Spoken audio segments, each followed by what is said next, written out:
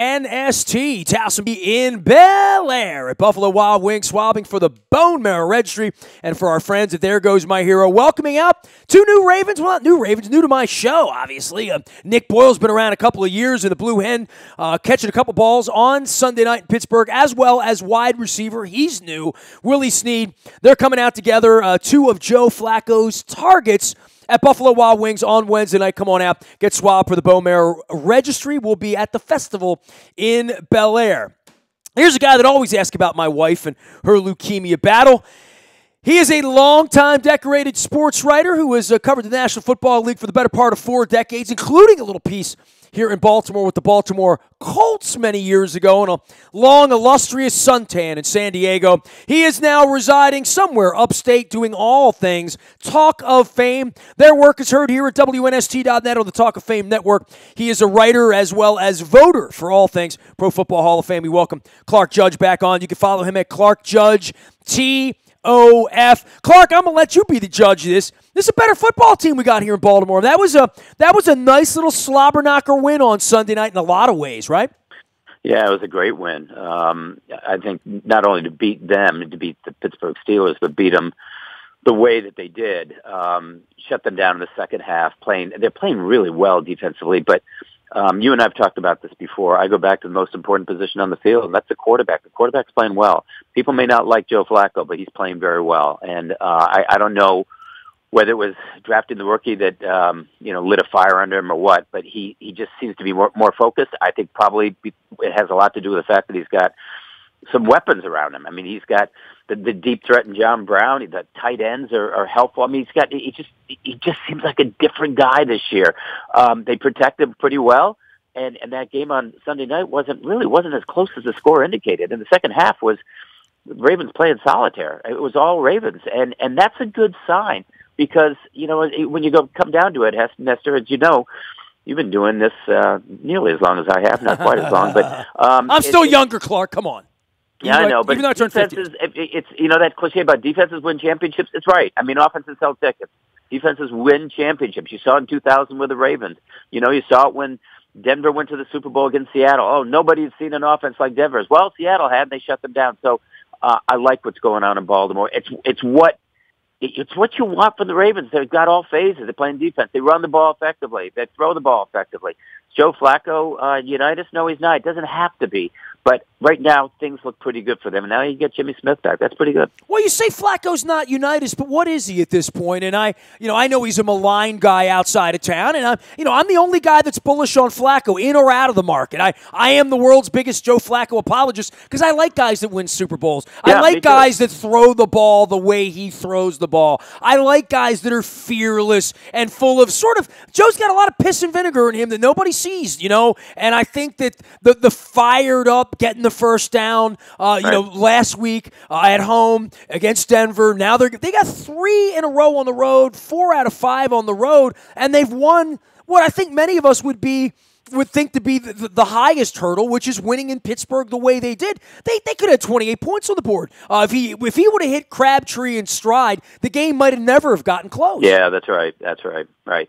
But you say maligned outside of town. To me, he's maligned inside the Beltway. I mean, really is. I mean, I look at some of the reactions, in and around Baltimore. I go, whoa. But after the last few years, I understood it because you had that great year in 2012 when he had the terrific run in the playoffs, 11 touchdowns, no interceptions, Super Bowl MVP.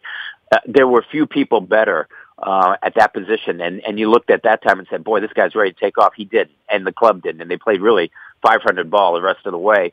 And so I understand why you draft someone like Lamar Jackson. I understand that. But then you look at what's happened this year and you say, now that's kind of what you want from the quarterback. What is he? He's a guy who can win games. He's a good down-the-field passer. He's going to miss his shots, but he's a good fairly accurate, deep passer. I agree with you. I like someone who stands in the pocket, who's got some, like you said, spit and vinegar and that sort of thing. He's not Burt Jones who's jumping up and patting guys on the shoulder. Let's go. Come on. I love that with Burt Jones. I loved watching that. But there's the other side to that, which is Flacco's very steady, and you've been around him so long. And at one point I was too, and what I liked about him was there was a consistency to his demeanor. He was always pretty much the same guy. He might be the most consistent dude I've ever met. I've never seen him here. I've never seen him here. After 4 interceptions, he's always somewhere in the middle. Yep. Even when things are going well, that's what I love about him. I mean, and I love that he hasn't really changed dramatically over 11 years, but this might be the best compliment of help he's had around here since Ray Rice punched his wife in the elevator. Yeah, that's what I was talking about when I said, he's got people helping him on the outside. Willie Snead, who you're going to have at the Buffalo Wild Wings, he's helpful because he's a role player. He was in New Orleans. He's doing his job there. You got Crabtree was a great pickup. So was John Brown. I mean, people don't know about John Brown. He was a terrific player at Arizona. The tight ends are. Yeah, I thought when you lost Dennis Pitta, it was a big loss. Well, it doesn't look like it is because the tight ends were killing Pittsburgh. And then you've got Collins in the backfield. I'm not really sure how Seattle let him get away. Alex Collins is a terrific player.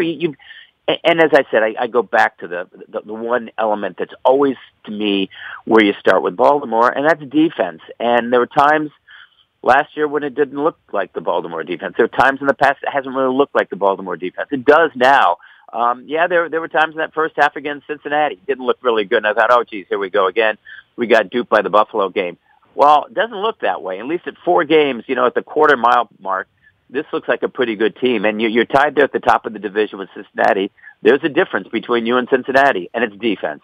I know the Bengals beat the Ravens earlier this year in Cincinnati, but look at the amount of points that Baltimore's given up versus Cincinnati. They've given up almost half as many, and that's how you build championships. And Baltimore is able to sustain drives with players playing their roles very well up and down the lineup. Flacco's much better for it. He doesn't become the pinata that he has been in years past, and I think that's important because it seems to me every time I was there, Nestor, in the past, there are questions about, well, Joe, this, you can see him, he just wins at the question, and unlike other guys who I said, very up and down, where they might say, hey, get out of my face, that's stupid question, he just wins, to just go, come on. I mean, and that, I like the fact that this guy is sort of a go-to stand-up guy, no matter whether win or lose, he's always there. And that's what I want as a team leader, and I think it's important to have somebody who's a fixture, and Flacco's been one. Clark Judge is joining us here. He's been a little under the weather, if you hear that. You can find him out of the Talk of Fame Network as well as on Twitter at Clark Judge TOF. That stands for Talk of Fame. Longtime Hall of Fame voter. I didn't even have you on after the Ray Lewis thing that happened here, and you're so intimately involved, I would say, in the Hall of Fame and how much that place has grown up. That was a hell of a visit out there, and I know Ed Reed's going next year, and you talk about this defense. Suggs, Yanda. I flew with Justin Forsett a couple of weeks ago out to the Cincinnati game, and we were talking about how many Hall of Famers he had played with, and I think the Ravens still have this with Suggs, still have this with Yanda, that it's a little unspoken, but there are some really good football players, and then you add C.J. Mosley back into this on Sunday night. You're gonna see Hayden Hurst next time around, Jimmy Smith. I don't know that we've seen the best football from the Ravens yet. Maybe not. You've seen some pretty good football, but that's possible. I mean, getting Jimmy Smith back, I think, is going to be huge for that defense. You go, how much better can they get? But it's not like it's the 2000 Ravens. That was extraordinary, but they can be very good. And it's a relief, honestly, Nestor, in this day and age, because you look around and it just becomes like a track meet in every game. You're watching Sunday's Oakland game with Cleveland. They're just up and down the field. That Rams game against Minnesota last week, honestly, I didn't find it particularly intriguing because it was like a 7-on-7 drill. There's no defense. Kind of like the Super Bowl last year with the Patriots. Up and down. No one played defense. But Baltimore does. And there's some other teams that do too. And I find it a relief to see those games. Carolina plays some defense. That's going to help them in that division because nobody else in that does. The Rams generally do, but in that game, it wasn't apparent. But it's such a relief to find teams that do. People gaga over Kansas City. To me, the underbelly of Kansas City, the soft underbelly of Kansas City is that defense, which once was terrific, but isn't anymore. Then you become like Eric Oriel. Well, what do we know about Eric Oriel? Didn't go to the Super Bowl. You go up and down the field, but not without a defense. So Baltimore's got they've got a nice unit that's going in the right direction. As I said, here at the quarter pole, I don't think it could be much better for the Ravens. Yeah, could you be 4-0? Yeah, that would be nice, but You're tied at the top. You just knocked off Pittsburgh. I think Pittsburgh's in trouble. Well, I was going to say, let's go through the division here, Clark. The Steelers, first and foremost, the mighty, I don't want to say how they've fallen, because anytime I've ever attempted to throw dirt onto that casket, it's like the scene in Halloween. They just, you look up and all of a sudden they'll be 7-5, and you don't, that's where they'll be. But I don't know. I don't know. I haven't watched them play. That defense, to me, looks like it's a mess that's going to remain a mess, and I don't think they're the Ryan Shazier thing, the hangover of that as a person, as a player, as a leader, as a man for them, there's no replacing that guy, and I would have said the same thing around here. Imagine if that happened to Ray Lewis in 2002. Exactly. Our franchise would have been different for the next decade. They had designs on Shazier being a guy there for the next 5 to 8 years. He's gone, and I don't think they can replace him. They can, and they haven't. And you see what's going on with that defense. They don't have confidence in their DBs, particularly their corners, so they're not blitzing. I don't know if there was one blitz on Sunday night. I don't think there was, but they're not blitzing, and that was their hallmark. And the hallmark of the Steelers is running the ball and playing defense. Now, more recently, in recent years, they've thrown a lot more than ever. But no Le'Veon Bell, no running attack. They have 19 yards against the Ravens rushing. The defense was getting beaten up. They couldn't get off the field. Well, if that's the case, you put a lot more pressure on your quarterback, and he's got to take an enormous amount of that load because Le'Veon Bell's out of there, and they just can't handle it at this point. Ben Roethlisberger looked very ordinary in the second half, and I normally don't say that because I'm a big fan of his. He's won twice as many games as he's lost.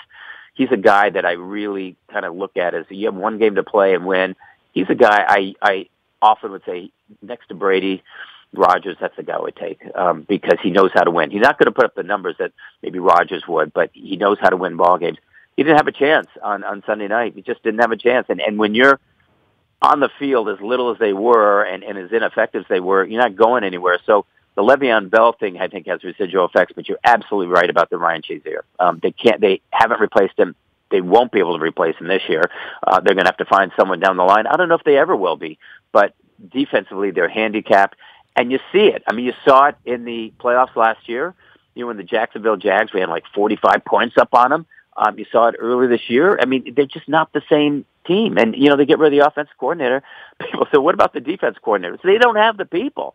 Unfortunately, they don't have the people. And you're right. I think it's a carryover to the Shazier loss. Clark Judge is here. You can find him at Talk of Fame Network as well as at Clark Judge TOF. That stands for Talk of Fame. He's out on Twitter as well. 4 decades of covering the National Football League. All of our WNST programming brought to you by our friends at King Discount Liquors. I gave the King a ring over the weekend. Lottery, beer, booze, and more. Johnny Bev was there to accept my delicious Pizza John's pizza that I ran over because Paul King loves Pizza John's like all the rest of us love Pizza John's down in Essex. But get on over to King Discount Liquors. See Johnny Bev and the King All-Stars, and at some point I'm going to share the commercial that the Orioles didn't want you to see with my Free the Bird shirt from the summer. I'll be doing that out at WNST.net. Also brought to you by Freedmont Mortgage. Don't make a 30-year mistake by choosing the wrong lender. You need the right lender. That's Carl Delmont and our friends at Freedmont Mortgage. We got together and danced the night away on Friday night down at the Living Classrooms Foundation event, courtesy of our partner Brian Billick. Carl Delmont was with us down there.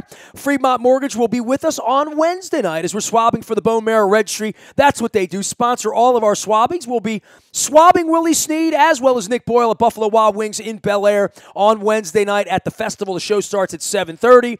We would love to see all of Harford County out in the purple regalia to celebrate a fantastic victory over the Pittsburgh Steelers. Also brought to you by our friends at the Boathouse in Canton, offering indoor and outdoor waterfront dining. The Dock Bar is in full swing on the outdoor patio and bar area. 80 degrees all week. Get on over to the Boathouse in Canton. They are dog-friendly there. I love the pets. And Nick Boyle and I are going to talk about our love of animals in the Show Your Soft Side campaign Wednesday. He doesn't know it yet, but we are.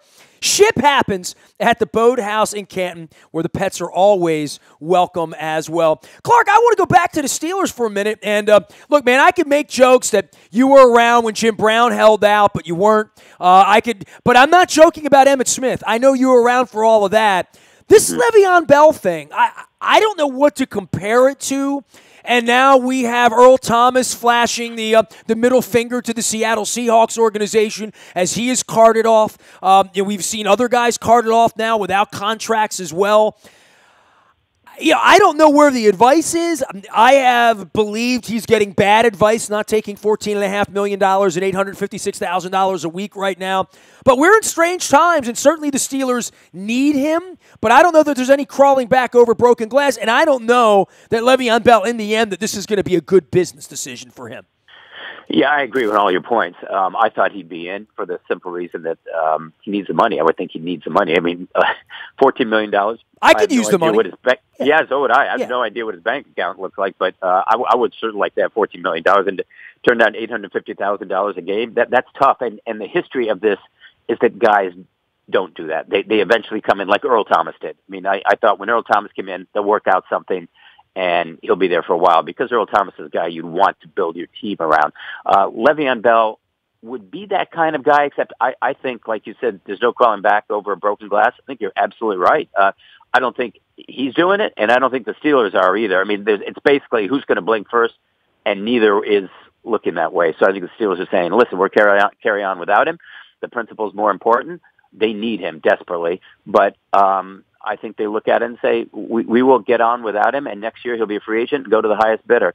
And if you're a team that's looking at Le'Veon Bell, that's the conundrum, because it's a Manny Machado situation all over again. Do you want to get this guy and rent him for a year, hoping you can sign him next year, when the reality might be you can't, because you can't do anything this year? I mean, you could, if you were dealing with another player, get him who was under a contract with extension, for instance, like Khalil Mack, for instance, and you could get him and sign him to that extension. This is a whole different ballgame because the franchise tender.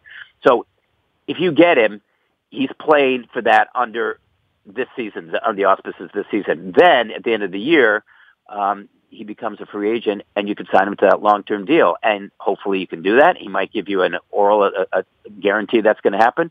There's no guarantee, as you know. I mean, if someone else comes along and says, we'll give you twice as much, he's gone. And so you're renting him for a year. What do you give up for a player like that? And that's the question that teams that are interested in Le'Veon Bell are going to face. I mean, is he worth a second rounder? Is he worth a low first? In a normal market, I mean, if he was a guy who was going to leave, I'd say a low first. If I were someone like the Patriots, for instance, someone who needs a running back, I'd say, yeah. I mean, if I'm getting Le'Veon Bell, he's young, got a lot left in the tank, but you're just running him like Machado, as I said. And so that's the conundrum. And I think at this point now, there is no turning back for either side. And it's too bad, because I agree with you. I think he's hurt himself, but the Steelers are hurt too, and you saw it on Sunday night. Clark Judge is our guest. I want to get on to the Browns, man. It's Browns week here. I know you were like the rest of us watching in the afternoon, believing that they had the Raiders beaten twice in the last 3 minutes of regulation. Did. You know, what do they say? The Browns will brown and all that. We go in there this week. I know they're a much more dangerous team than what we've seen in the past. I don't know that I would have been a Baker Mayfield guy, but certainly he's proving me wrong here in the early going. I don't know that I would have taken him. I didn't like the whole Oklahoma thing. I didn't like his particular leadership skills, but he might have the leadership to get him to 5 or 6 this year. I don't know. I don't know if Hugh Jackson's going to survive this, but I do know the Ravens are playing better football. They better win this week. But this is a better Browns team, especially defensively. Yeah, it is. And it's funny, we were talking about Flacco. Mayfield's completely different demeanor. He's a fiery guy. And you like that, I think, in some young guys. And it works for some. Obviously, I mentioned, I referenced Burt Jones, one of my favorite quarterbacks of all time. It works for him. And people in Baltimore certainly know what happened there. But Baker Mayfield's a different guy. I'm with you. I wasn't sold on him coming out. Darnold, to me, was the best quarterback in that draft. But he's certainly an improvement over a lot of what they've had in the past. And I think he's an upgrade from Tyrod Taylor just because of what he brings into the huddle. He's a more accurate passer. He's got some life and vitality to him, but he's young. And because he's young, he's going to make mistakes. And you saw that on Sunday. I think he turned the ball over 4 times, but he makes mistakes. And that's where Baltimore's going to capitalize. That's how you beat these guys. The Browns are pretty good defensively, although they didn't look like it in Oakland. They gave up a ton of yards, and they just had a lot of trouble sort of disrupting what Derek Carr was able to do. And the fact that the Raiders won didn't surprise me. The fact that they won with him throwing for a gazillion yards and 4 touchdowns did. This is not a bad team. They were a bad team a year ago. They were a bad team the year before. They've been a bad team the past decade. They're not this year. They're competitive. They can beat you. Nestor, I would make the argument they could be 4-0 at this point. The kicker killed them in the first game. The kicker killed him in the second game, so they got rid of him. And then you look at that game on Sunday, what happened? Third and short, I thought they got it. And it was ruled unofficial. On the field that they had it. They had a first down. That's the end of the game. They win. Oakland loses. But it was overturned. And I saw what Al Riveron in New York said. I don't agree with it, but it was overturned. To me, what we're doing this day and age with replays is supposed to be if it's clear and obvious. That wasn't clear and obvious. But I couldn't care less whether the Browns won or not. I just thought they got shafted. But then I go, hey, it's Cleveland. It's a history. It's bad karma, boy. It takes a long time to get rid of it. You're going up against a team that's not that bad, and they're not that far off from being really, really good again. They're competitive. That's a step, and I think that's the first step. Then once they add a couple more pieces, it could be pretty good. But I'm interested to see what Mayfield does for the season because, yeah, he looked good a week ago. Not so good against Oakland, up, down, all over the place. But that's what you're going to get. You're going to get some of the bad, some of the good with a young quarterback like that. But at least say this, the Browns are interesting for the first time in a long time. Well, that's what I've said about all four of these teams, Clark, is that it feels like they're all relevant to some degree. And we haven't had that from the Browns in literally 20 years, other than a year or two. Obviously, the Bengals have had their periods of time, but mostly the good Bengals under Marvin. And Marvin has certainly resurrected this act. And they also sort of pulled out a joker on Sunday down in Atlanta in a game that was literally one play, one heartbeat away from them being 2-2, and the Ravens in this rarefied air. I mean, the Ravens have never had a runaway division here in 22 years. We don't play home playoff games around here, Clark. I mean, to have the Steelers out of the way at least temporarily in a game up on the Steelers, that doesn't happen here in Baltimore. And certainly if the Bengals have the game up on the Ravens right now, having won that Thursday night game, the question is, are the Bengals going to win 10, 11, or 12 this year? No, they just lost Tyler Eifert. That's a huge loss. That's a huge loss. Their defense is not the kind of defense that's going to win them key games. I mean, they outscored Atlanta, as I said, sort of a game was like a tennis match. Who is not going to hold serve, and it's the sort of thing I've seen before in Cincinnati. Do I think they're playoff worthy? Maybe. They might be. I like what they're doing right now, but that's a huge loss. Tyler Eifert was the security blanket. To me, he was the Dennis Pitta to Andy Dalton that Pitta was to Joe Flacco. That's a huge loss, and he was playing so well. They're doing fine right now, but I think we'll see what happens by midseason because it's tough for them to overcome. I mean, they'll get perfect that fact, but I don't know how much of a difference that makes. As I said, I just think Baltimore's got so many bases covered that with Cincinnati, Mixon gets back, that's going to be helpful because Giovanni Bernard actually was carrying the load for the last couple of weeks. That'll be helpful. They should be better there, but they come down to it. When it comes down to it, it's Andy Dalton. I mean, what do we said about Andy Dalton in the playoffs? Same thing we say about Marvin. Can't win them. Big games, can't win them. And he needs a complement of receivers. The Sanu loss was huge to that team. Losing him was a big, big deal. And you saw it yesterday when in the Atlanta game, how important he is to the Falcons. But losing him was a huge deal. They got Eifert as a security blanket. They lose him now. Let's see what happens. But I'm glad for Marvin. But I just look at the future and go, boy, I don't know how they're going to withstand this. That's a big loss. Clark Judge is here. He is with Talk of Fame Network. You can find him out on Twitter at Clark Judge, TOF, as well as at WNST.net on the Talk of Fame Network. Last thing for you, just a bigger picture of the league at this point. We play Tennessee next week. It's my 50th birthday, Clark, so I'm officially jumping the shark next Sunday. They're a better team as well. I mean, we're playing 3 in a row on the road, 4 out of 5 on the road. We go down to Charlotte in a couple of weeks, and, I guess we'll have our hands full with Cam Newton down there. But so many good stories in the league with Trubisky in Chicago, obviously Goff out in L.A., a lot of these decorated quarterbacks now sort of finding themselves and playing good offensive football. Mariota is one of them at this point, but I think there's been a little bit of a culture change there in Tennessee with bringing in a young, not long off the field head coach in Mike Vrabel, who really looks like he's going to be a good head coach in this league. Yeah, he does, because they've won 3 straight. Look at those 3 games. They're all close games. They won them all by 3 points, including beating the defending division champion, and that's Jacksonville. Those are big, big wins. When you win those close games, I think that sends a message to your team. We're now finding ways to win. We're not finding ways to lose, and we're not playing not to lose. And I think that message was sent loud and clear on that 4th and 2, and he's going to kick the 50-yard field goal to tie the game, and everyone thinks that's going to happen. And then he runs the field goal team off the field, and he says later, I had no intention of kicking the field goal. Basically said, we're going for it. And he looks like a genius when it works. Doesn't look so good when it doesn't work, as Frank Reich discovered in Indianapolis. I'm still trying to figure that one out. But so is everybody in Indianapolis, by the way. That's not a bad team, and yet you look at them, you go, how are they doing it? I mean, they're not big names, really. I mean, you go Marcus Mariota. I mean, he's not playing particularly well. He really is. He's been hurt. And so then they won with Blaine Gabbert. And Mariota comes back, and somehow they got back in that game on Sunday, and then all of a sudden you go, whoa, in overtime, they win it. How is that possible?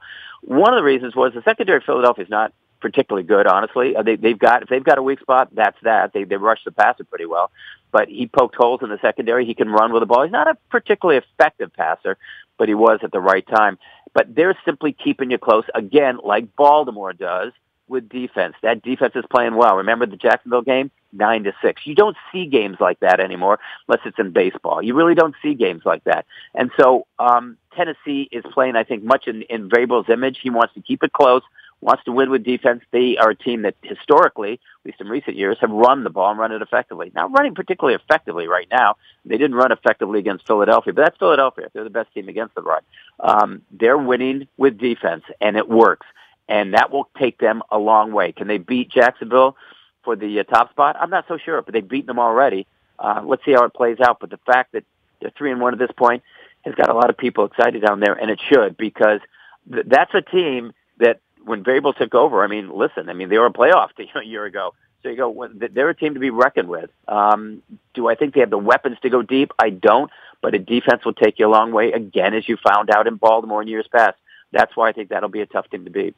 How about the Rams? Greatest show not on turf. It sort of looks like Kurt Warner. It looks like somebody's really going to have a hard time stopping them. I don't know where that defense is. They look like a well-oiled machine. And, again, we go back to the youth of the game and young coaches. No one younger than what's going on out in L.A. with Sean McVay.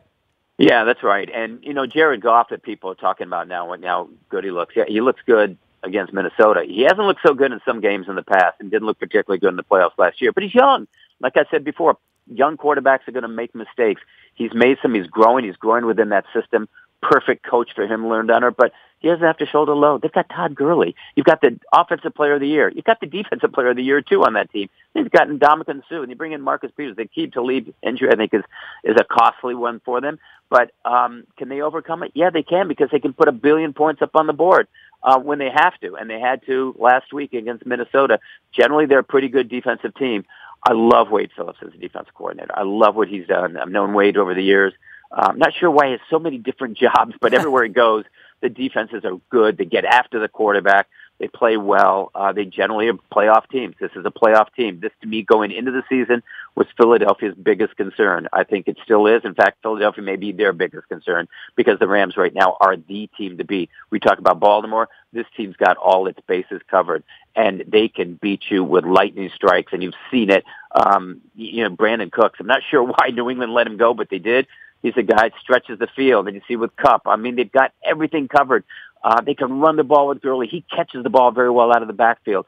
But again, it's a long season, Nestor, and that's why, I'm really glad to talk to you at this point. But what happens at this point really means nothing, because injuries. Somebody once told me a long, long time ago, injuries are what's going to decide this game. Not necessarily the best teams get to the end. It's the healthiest. And generally, he was right. It is good teams that get to the end, but they have to be good, healthy teams. Injuries can tear apart a team in 2 seconds. And so I look at the Rams right now and say, yeah, that's the team everyone's going after. Let's see what happens after 12 games, after 16 games, because see where they are. Injuries are devastating to ball clubs. And that's when we talked about Pittsburgh, the Shazier injury. I don't think they've ever recovered from it. Take a long time, but right now the Rams are the team to beat. I was shoveling dirt on Bill Belichick and Tom Brady last week for the 80th time in the last 15 years, and that's all over with. You're still going to have to contend with the New England Patriots. You're still going to have to beat them in January. That's the way it looks. They're going to outlast this mess in that East. But maybe they're a shadow of themselves. But usually they find themselves right around Thanksgiving, and a really, really impressive victory over the Dolphins that made all of these books that I've been talking to all these authors about and all the palace intrigue. they're still the Patriots until further notice. Yeah, that's right. And, we should know better by now because we've seen this before. Listen, they were 2-2 last year and went to the Super Bowl. They were 2-2 in 2014 coming off a spanking in Kansas City. Remember that 41-14 Monday night game? And everyone said, that's it, they're done. Brady should sit down. Garoppolo should start. They're kind of like Cuellar in April, right? They don't warm up. Yeah. September, they stink, right? Like literally. Right. Every September, they stink. I'm glad for you to reference Mike Cuellar. That's I knew you'd like that, Clark. That's why I threw it in there for you. But that's my little playoff nod this week. We don't have playoff baseball here in Baltimore. We don't have a baseball team here in Baltimore. Well, I had to laugh earlier when you said we don't have home playoff games. That's because if you're an Oriole fan, you don't have playoff games, period. When I lived there, it was playoff games every year, and but that's another story. But that's next week's program. Yeah, but you look at New England, and there's the interesting thing about that team is they're not great players on the team. There's one great player, probably two. But there's one great player on that team. That's the quarterback. He never changes. We talk about demeanor. He never changes. Like we're talking about Flacco. Brady's demeanor never changes. When they asked him last week, well, what's going on with his team? What happens if you fall 3 games behind? He goes, let's just deal with this as it comes. We've been down this road before. We've responded. And the only difference is he's a year older. Now he's 41. And at some point, there's got to be a tipping point, right? We keep saying that. We haven't seen it. Yeah, we haven't seen it. And so I saw that game yesterday. They didn't beat Miami. They embarrassed them. They just drilled them. And they basically drove home the point that, listen, this is our division. Still is our division. Who's better in this division than we? You think you were? Remember after last week, Albert Wilson said, when we do what we can do, nobody beats us. Nobody. They're going to New England. Why would you say that going to New England? Because they didn't beat you. They drilled you. And so you look at the rest of that division. The Jets, no, not going to happen. Todd Bowles probably be the first coach to get fired this year. Is it going to be Buffalo? Man, no. So who's going to beat them? They're going to go to the playoffs. Now the question is, how good are they? I'd love to see Tommy come to Baltimore for a playoff game. We've never had that around here, right? No, you haven't. I've seen him in Baltimore. I saw him on a Sunday night game when they got beat. Yeah, I remember Rex Ryan. I remember that's that. Right. Yeah, that's right. It was only 15 years ago, Clark, and he's still playing. It was a long time ago. Seems like 15 days ago to me, but that's what happens when you have these senior moments. But the thing is, with the playoffs, if you're looking that far ahead, there's a team to say, how good are they? They're diminished. If you see them, they're not quite the same. Now they get Edelman back this week, and that's his favorite target. That'll make a difference. Josh Gordon could make a difference. He took some snaps the other day, had 2 catches, looked okay, and helped him. But Gronk now has got the injury. We'll see how that thing works out. This is the team that always finds a way to get to the finish line, and you're right. They accelerate through November into December. They don't lose games then, and they go right into the playoffs. But how good are they in the playoffs? Are they better than Baltimore? Say at this juncture, no, because they don't really play very good defense. Now, they did against Miami, but Miami has fallen all over itself. They just lost Juwan Bentley. Juwan Bentley's a good player. That's going to be a situation that's going to be tough for them to overcome the long term, not just special teams, but defense as well. And I think the Burkhead injury was significant too. This team finds a way to overcome those because of the quarterback. But it's a long season. He's 41. What happens when you get to the postseason? It's a long way away. There will be other injuries to other teams and to them as well. But, yeah, I look at New England. That was a statement game. And the statement was basically, this division's ours. Nothing's changed. We're going to the playoffs. We'll probably be the top seed, and then we'll see what happens. But are they as good as they've been in the past? No, they're not. Can they find other players? Maybe. Let's just see how this thing happens as it grows. Clark, always love having you on. Love what you guys do out there at the Talk of Fame Network. Tell everybody what you do to educate them, just in case they don't know, because you've been doing this for a number of years now. I have been, yeah. I think this is the 5th year. I'm in league with Rick Gosselin from Dallas and Ron Borges from Boston, and the 3 of us are Hall of Fame voters. 3 of us have also combined, I think, like 120 years of covering this league. So we've been around a long time. We came into the business together, and we've grown old together, and we're, as I said, all Hall of Fame voters. So we try to take people behind the scenes for any kind of Hall of Fame issues, past, present, or future. If you see a guy who's playing now, like you mentioned, Terrell Suggs, is he Hall of Fame worthy? Why not? We know, people have their opinions, but they're not behind those closed doors. They don't know what happens. We do. And we try to enlighten our listeners because we've got a broadcast that you carry, and we try to enlighten our readers with just Hall of Fame-worthy stuff. But it's not limited to that, Nestor, and I want to emphasize to people because they go probably, a lot of people say, a lot of old guys talking about old players. It's not. We talk to players from the past, players, coaches, and assistant coaches, owners from the present, and some players really from the future. Remember when some of these young guys were coming out of college? We had them. I tell you, we had Patrick Mahomes on when he was going into the draft. Little did we know what was going to happen, but he was great. So we just bring a perspective that I think it's unique because we've seen everything from John Unitas to Johnny Manziel, and we try to bring that to our listeners and give them an education as to what we've learned over the years and maybe what to expect. Clark, always appreciate you, man, and making some time and talking some wise football.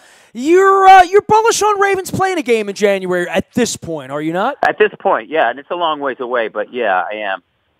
But I know you opened the show with the saying something about my interest in your wife. I'm especially bullish in your wife's recovery from leukemia. I got to tell you, Nestor, it's a story I never ceased to tell my friends. I've had friends affected by it. I've had friends who passed from it. And I can't thank you enough for introducing me to her and also introducing me to her story. It's a great story. Well, we'll be saving some more lives on Wednesday night. We're going to have Willie Snead and Nick Boyle. Willie didn't know about the Bone Marrow Registry, so I'm going to be educating him on Wednesday night. We'll be at Buffalo Wild Wings at the festival in Bel Air. Want to see everybody's face in the place we're swabbing for the Bone Marrow Registry. Clark, love you, appreciate you. And you know what I always say to the guys like you and the Peter Kings and all the hot shots is when the Ravens win enough football games, all the stars come to town. So, this is the kind of year where I have a feeling we'll wind up in a game together because you go to the big games, and the Ravens might play some big games before it's all over with, right? You don't have to convince me to come down to Baltimore. Some of my best years were spent in Baltimore. I love the city. I love the neighborhoods. You don't have to entice me to come down to Baltimore. I just jump on Amtrak and come down there, and 4 hours later, I'm there. I love it. I love the city. I love the people. No tourist crab cakes for you, Clark Judge. Only the best when you're in Baltimore. There he goes, Clark Judge, TOF. He is Clark Judge of the Talk of Fame Network and has been my friend for years and former Baltimore Colts beat writer back in the day, as well as a longtime Chargers beat writer out in San Diego, because he's smarter than the rest of us and packed up, and instead of being a Baltimore sports writer, became a San Diego sports writer. So, and you wonder why I like Clark Judge. He's smarter than all the rest of us. Nasty at WNST.net finds me. I'm on Facebook, Twitter, LinkedIn, Snapchat, Instagram, streaming live on our Facebook as well as our YouTube WNSTV channel. If you miss anything here, you can always find it in the buyatoyota.com audio vault. It's there 24 hours a day from anywhere in the world. They don't just sell Camrys and Corollas. They also present the audio vault. Big thanks to buyatoyota.com and the Baltimore area Toyota dealers here for doing that for us. Also, our morning newspaper ships digitally to your email inbox at 7 a.m. each and every morning. It's all brought to you by Planet Fitness and PlanetFitness.com, where it's still $10 a month to get in the best shape of your life. I am Nestor. We are WNST.net, AM 1570 and WNST Towson, Baltimore, and we never stop talking Baltimore sports.